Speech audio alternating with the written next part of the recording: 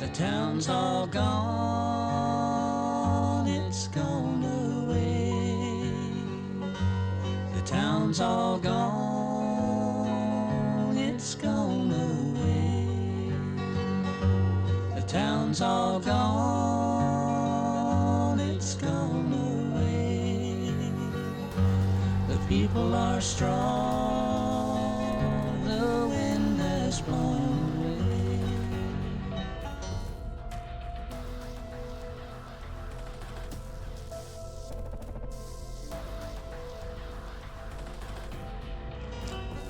I've not wrote anything about the flood after this. You know, I think it says it all, pretty much.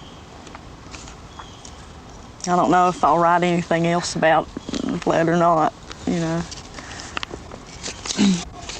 It's Friday late on the summer side of this West Virginia town, wishing it was another West Virginia town, maybe on some other West Virginia riverbank. Riverbank beautiful as autumn in your mind.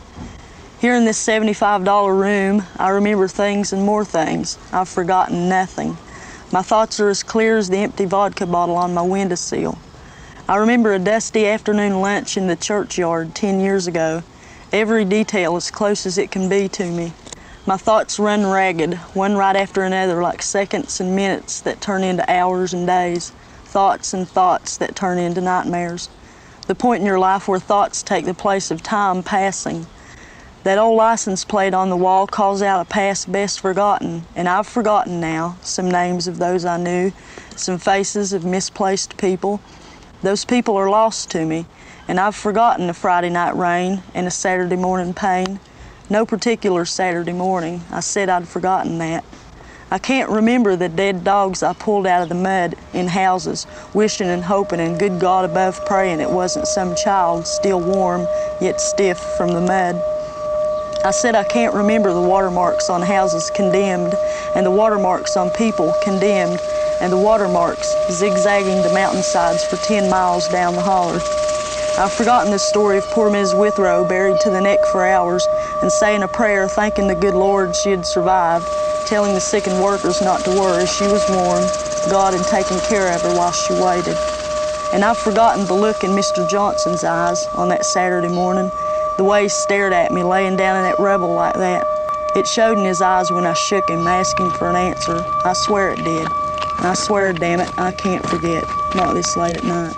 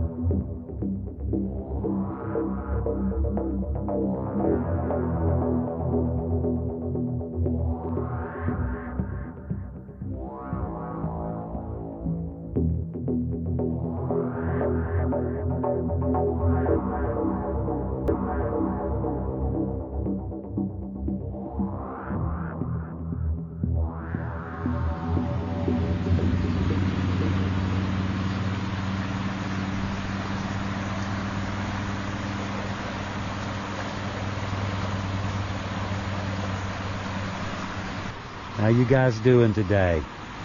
Leo here and Heather.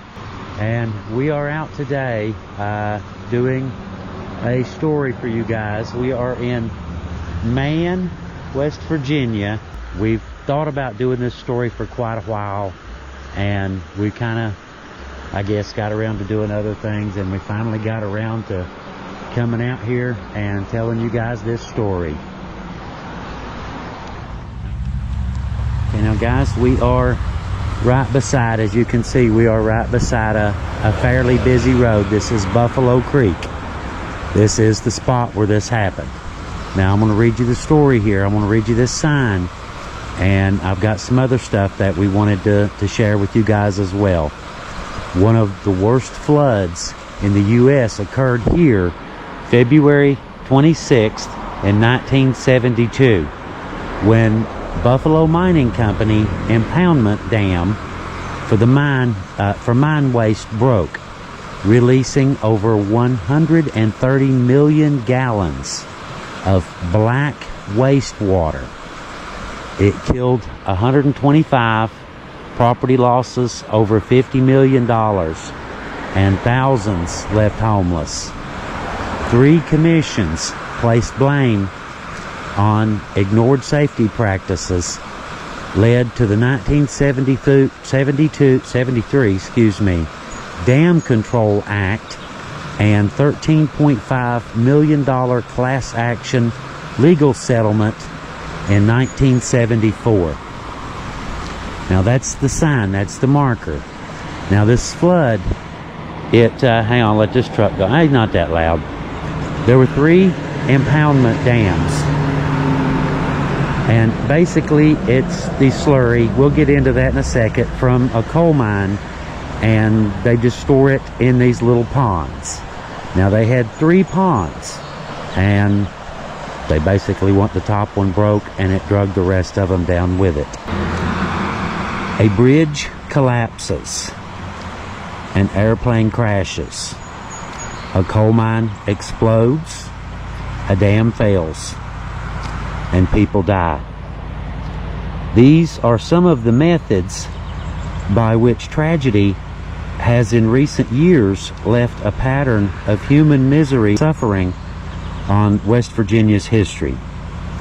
The initial public reaction in each case has always been shock and sympathy, and then the questions.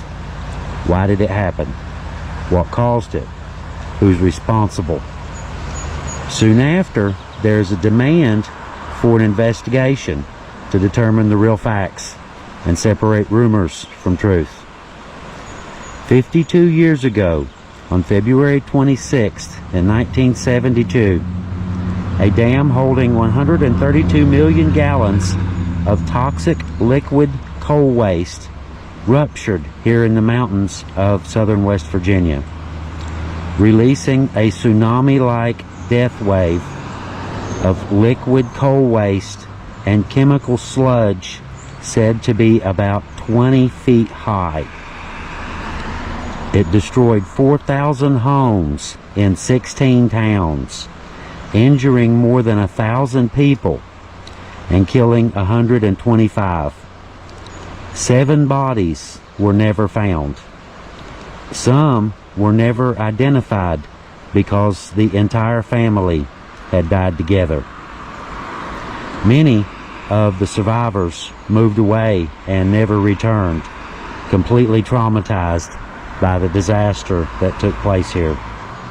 The accusing fingers were pointed, as might be expected, and rightfully so, at the Buffalo Mining Company, who was the owner of the dam and its parent company, the Pittston Coal Company.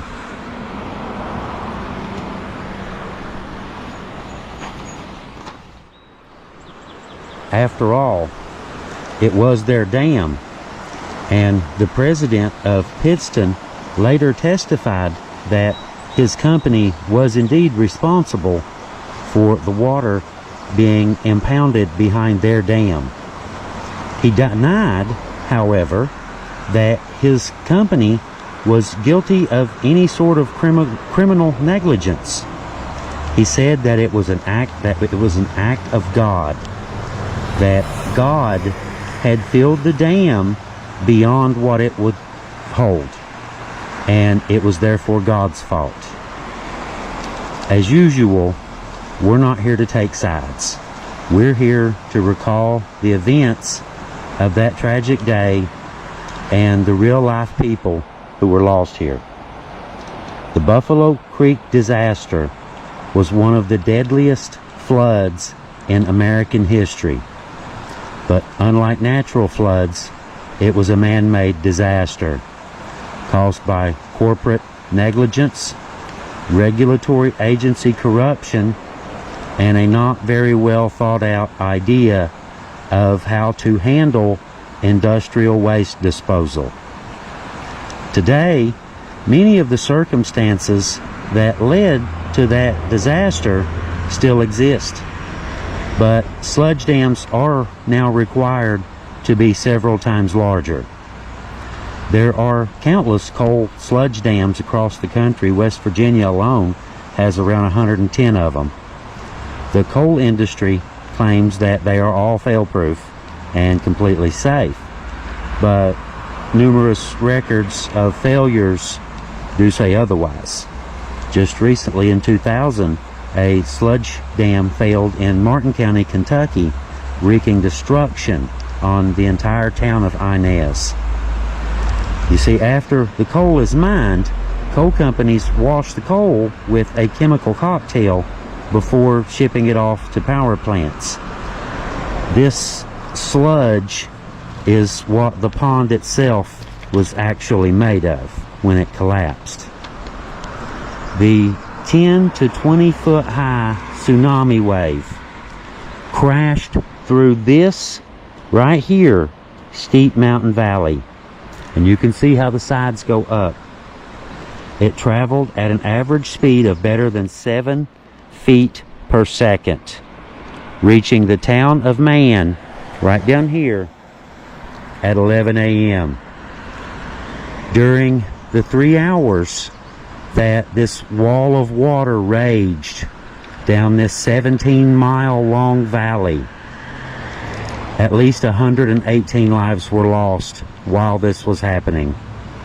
An additional 7 persons are still listed as missing by the West Virginia State Police. Besides the tragic loss of so many lives, an additional 1,000 people suffered injuries. 507 houses were lost or destroyed. 44 mobile homes were destroyed.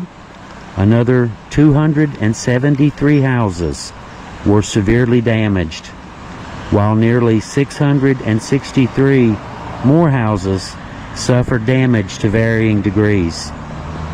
A total of about 4,000 area residents were left homeless in the aftermath of the Buffalo Creek flood.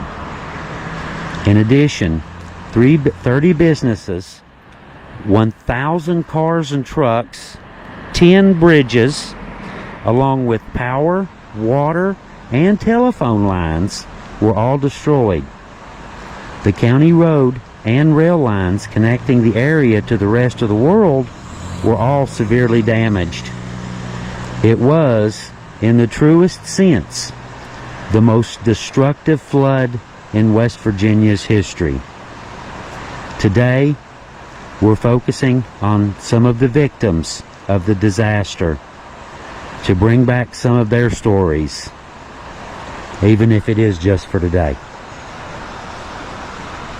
Now, if you look up through there, you can see the Buffalo Creek, I should say. It circles up through here and winds between these two down this valley with steep mountains up both sides. Now, you have to picture a 10 to 20 foot wall of water rushing down through here.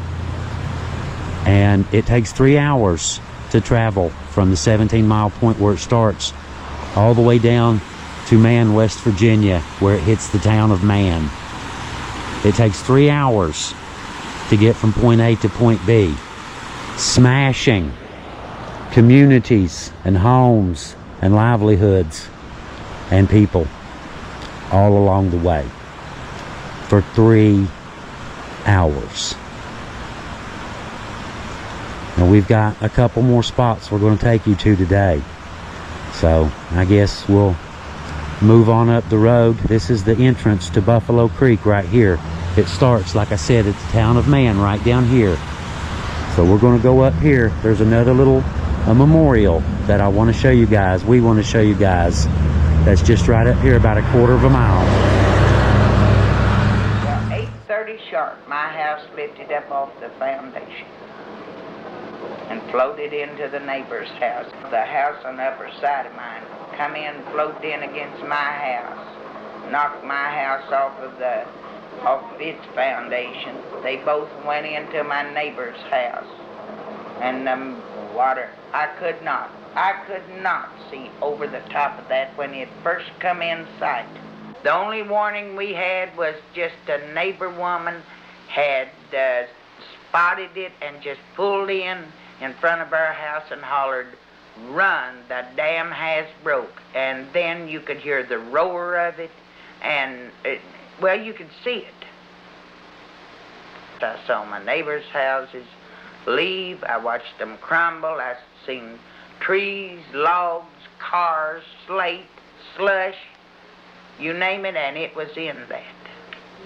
After we got through to safety and all and turned around,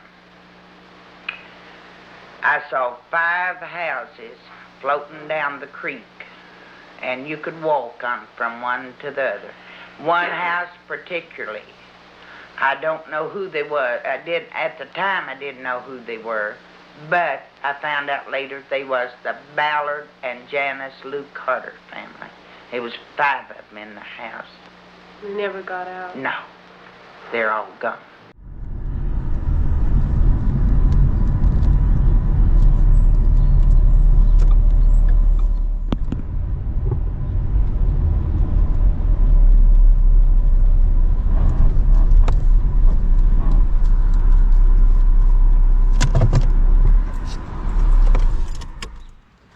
So if you drive up a little bit north of where we just were, at the historic sign, they have the Buffalo Creek Memorial, which was actually a little bit not real clear on how to find, but it is just a little bit north on the same road of where Leo just was.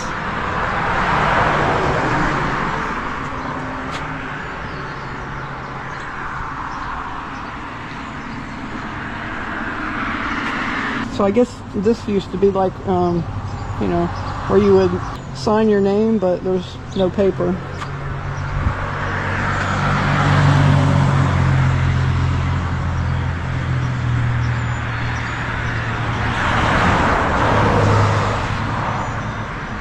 And it has everybody's names.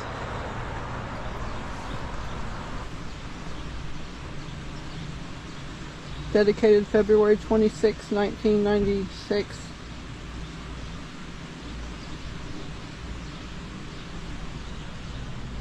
Now there's something on the sign I want to point out, but we will go ahead and head up to the cemetery where they have a sign just like it, and I'll point it out there where it's a little bit quieter. But I just wanted to show you this and give you an idea of where it was.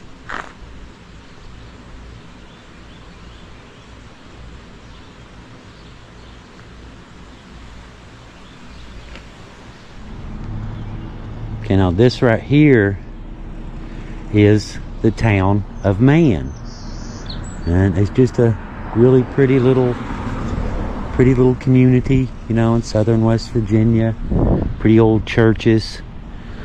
The town of Man sits right at the end of Buffalo Creek. It sits at a T intersection where Buffalo Creek comes out, and on that morning, the morning of the Buffalo Creek disaster at 11 o'clock, that put this town right in the crosshairs, dead center of where the flood was going. It came down and crashed into town at 11 a.m. We just wanted to stop down here just for a second to kind of give you an idea, you just look around and it's just regular, everyday houses like yours and mine. And that's exactly what was here back then. It was regular people like you and me. Except they didn't know that this impoundment dam had broke and that the floodwaters were on their way.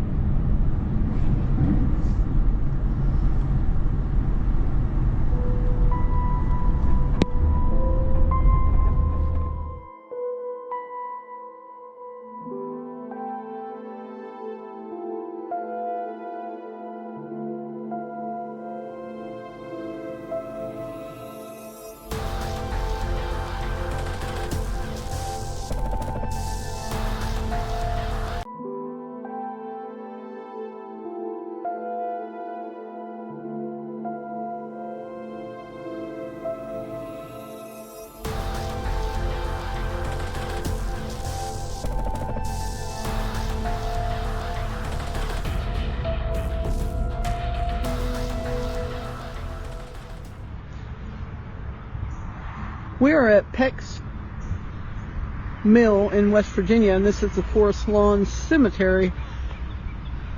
Of course, this is Memorial Day weekend, so it's actually a little busy, but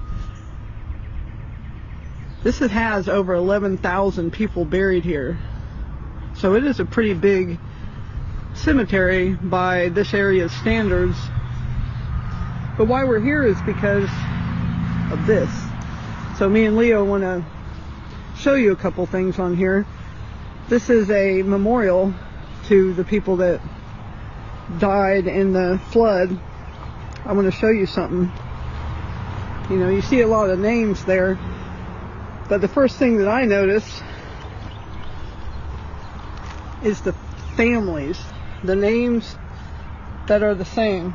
Adkins, 3 of them, 5 Adkins, Albrights, several Baileys, 1, 2, 3, 4, 5, 6, 7, 8 Baileys. Now I'm not going to go through all these, obviously. I think you get my point, but 1, 2, 3, 4 Carters. Look at all the Dillons. 1, 2, 3, 4, 5, 6. Whole families. 4 Hatfields. 1, 2, 3, 4 Hatfields. Geralds. 1, 2, 3, 4, 5. I mean, it's just, geez. Lesters. 1, 2, 3, 4, 5, 6, 7 Lesters. McCoys. Bunch of Osbornes. Unknown.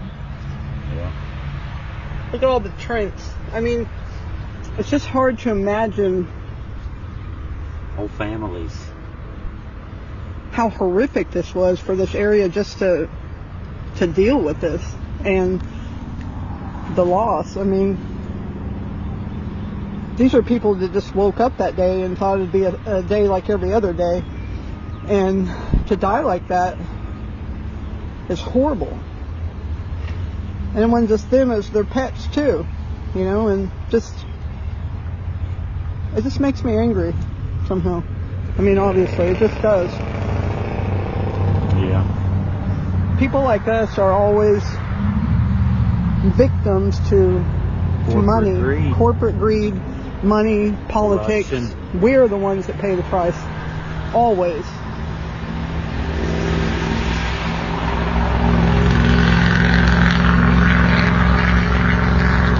So I'm not going to get in a big, you know, tangent about that, but I just wanted to point that out. It was just a cold, dreary morning, and dark, then snowy. And it had rained, it had rained for several days, just torrential rains. And all of a sudden, here come this awful wall of black water. There was houses, there was cars. It was just horrendous. Been talked about for years, but nobody believed it. It was just something they thought, oh, that's just talk. That's not going to ever happen. But it did.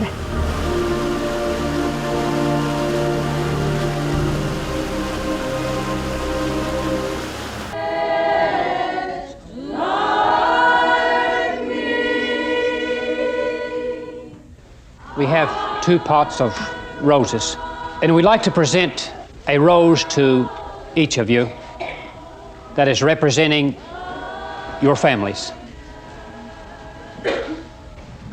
In remembrance of Mike King, Robert A. Murray, Thomas Venator, Leonard E. Butcher, Grady Michael Wall, Frank Lee Workman Sr., Kimberly K. Bailey, Augustin Miller, Sylvia Albright, Mary B. Markham, Goldie Marie Sickles, Alicia Dempsey, Donetta Lynn Lester, Thelma Dillon, Wendell Dallas Osborne, Edith Blankenship, and Lillian Carter. Anita Owen Smith, Herbert Peters, unidentified, Diana McCoy, Kimberly McCoy, Harold Dillon, Larry Wall, Kathy Wall. May Gerald, Henrietta Owens, Gladys Staten, Mason Queen, Our children was raised together. They wasn't like neighbors. They was family. I traveled over this old holler many a day with maybe 2 families in my car to the doctor. My next door neighbor would take my carburetor and put it on his car. I'd take his tires off and put it on mine. That's the kind of neighbors we was. We didn't run and knock on the door and say, "Can I do?" We went and opened the door and walked in and did do. We just worked together. I guess you could say we took care of one another. It'll never have another homey atmosphere. That's the only thing I can tell you, really, that to define it, it was home. I was one of the few psychologists that was available during the Buffalo Creek disaster in 1972. Some of the emotional problems and psychophysiological problems were headaches, some colitis, different type of stress reactions. There was an increase in alcohol consumption. The families become more disruptive within themselves, more arguments. There was an increase in accidents. People just running off the road, for instance. There was an extensive amount of depression, guilt, and anxiety. One other thing right here, that while we're right here at this memorial, that I wanted to mention, you know, we've told you the financial cost, the monetary cost of the Buffalo Creek disaster. But there is a little story from my personal experience that will put the human cost into perspective a whole lot better for you guys. Back about 1992, 1995, somewhere in there, a gentleman had financed a Kirby vacuum cleaner, and there was a error on the contract. I had to run out to Ackerville, to be specific, along right in the path of the Buffalo Creek flood, and to get a contract re-signed. All it takes, you know, 1 decimal in the wrong spot's all it takes. I had to go back out and get the contract re-signed. The gentleman that bought the Kirby that I was doing the financing for was a survivor of the Buffalo Creek flood. And you know how I am. I like to talk to people and stuff, you know, and I got to talking to this, I'm thinking 70s, but like I said, it's been many years ago. But he was telling me about the day after the flood. It might have been a day or two, I'm not sure. But he said that he was out and that he had been helping to clear the debris from the flood, and that they had been working, and he had stopped and sat down on a pile of trash, and the Red Cross was there, and they were giving out peanut butter sandwiches and Kool-Aid. And so he got his sandwich and his Kool-Aid. They gave him one too, you know.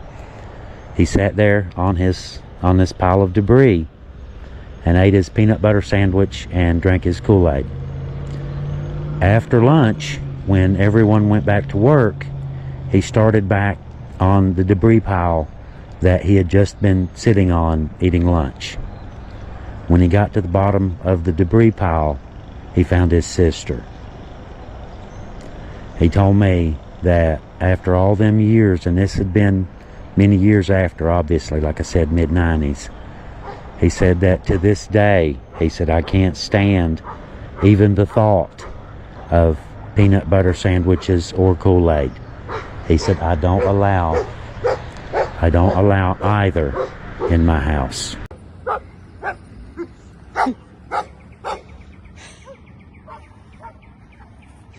He is really enjoying his ride, isn't he? In my house.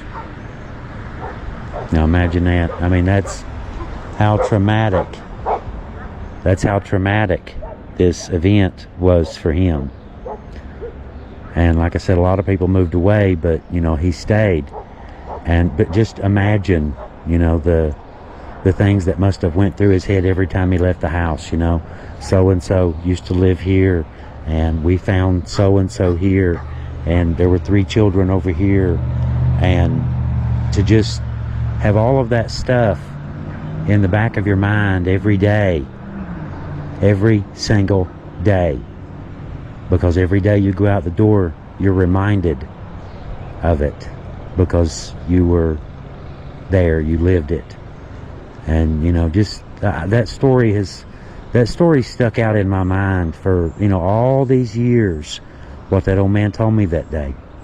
And you know, when we were talking about coming out here and doing this story about the Buffalo Creek flood, I wanted to make sure that I included that gentleman's story in this video for obvious reasons.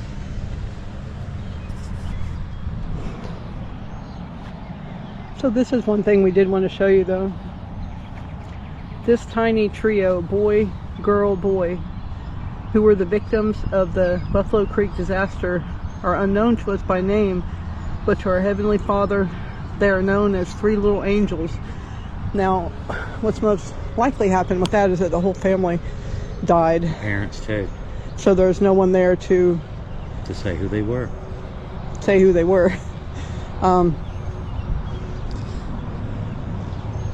It's just kind of wild to me. I just can't imagine, you know, someone buried them, someone bought that headstone, and someone had to actually deal with all the you know, the grief and the dirty part of this, you know, getting the bodies out of the sludge, burying babies, you know, it's just, it's horrible. And it's like, these things just kind of get forgotten, like all things do in memory, you know, in time. But at least today, Memorial Day weekend, we can remember them. Well, I hope you guys learned a little bit from this story, and you know, that we did the best we could to bring strangers, you know, that we don't know, story back to life for a little bit. And you know, if you don't remember things, you're destined to make the same mistakes again, which I don't think we ever learn, really. Yeah. Because the people that learn are not the people that are in control, and that's wherein the problem lies. Well, like you said, the ones that suffer aren't the ones that are making the money and making the rules. Right. You know, they're not the ones that have to pay the price in the end. So. Right.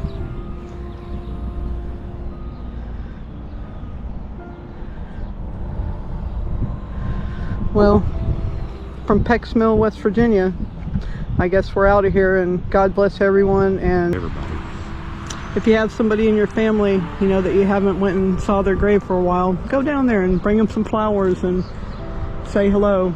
You know, it's not going to hurt anything. And remember some of the things that they did. Remember the good things, you know, because one day, when it's you, maybe not all of you, but some of you would like someone to do that for you too. So,